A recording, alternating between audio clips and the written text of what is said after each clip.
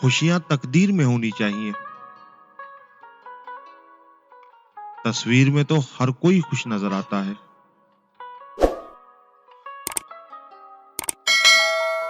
जिंदगी में अहमियत हमेशा इसी को दो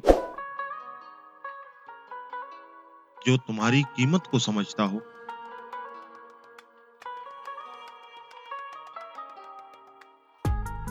कुछ अल्फाज दिलों में सुई के नोक की तरह बैठ जाते हैं और जब कभी हरकत करें तो बहुत तकलीफ देते हैं।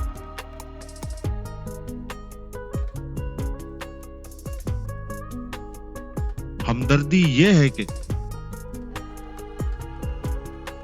आप किसी के साथ उसके अंधेरे में बैठे, ना कि ये आप उसे खींचकर रोशनी में लाने की कोशिश करें।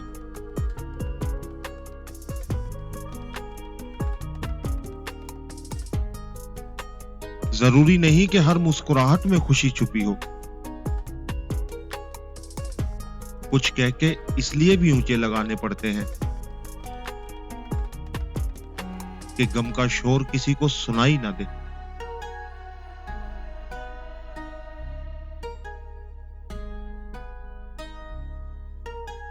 ऐ मेरे अल्लाह,